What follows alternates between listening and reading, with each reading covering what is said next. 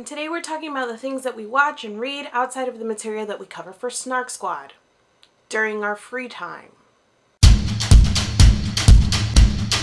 Movies. I actually went to go see The Fault in Our Stars. I saw it before the release, so it's been a little while now, and I'm going to go ahead and proclaim that I like the movie better than the book. I had lots of issues with the tone, with the way that the characters spoke. I had issues with how they were all practically the same character. There was very little differentiation between Gus and Hazel and on and on. And I read it after a few people read it and they were like, "You're gonna cry. Guaranteed you are gonna cry." I didn't cry. So the movie. I actually think that a lot of the things that I had issues with in the book were done better in the movie, or just that they were able to be done better. For instance, the character differentiation, like that's just easier to do on screen because you have the visual clues.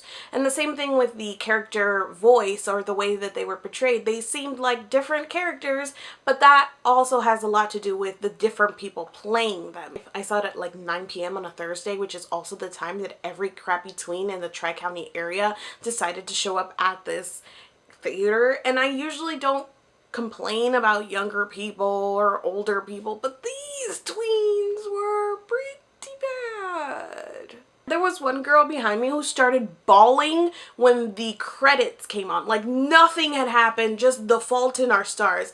And she starts bawling and huffing, and there was not a moment of silence at all during the movie. There was always some commentary or some weeping or some people quoting along with the movie.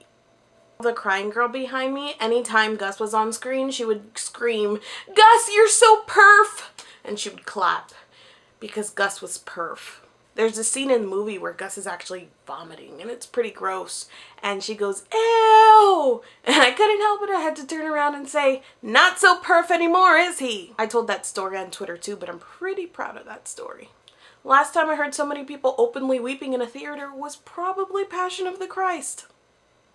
Let me tell you about a book. Some shy, innocent girl finds herself in a new situation, and there is this stupidly handsome man there who is manlier than all the men who have ever met, and he's rough with her and he tries to push her away, but she's attracted for some reason, and then he wants to use her for his own personal gains because they have some sort of common interest that they want to work toward, but it's abusive, but people read it.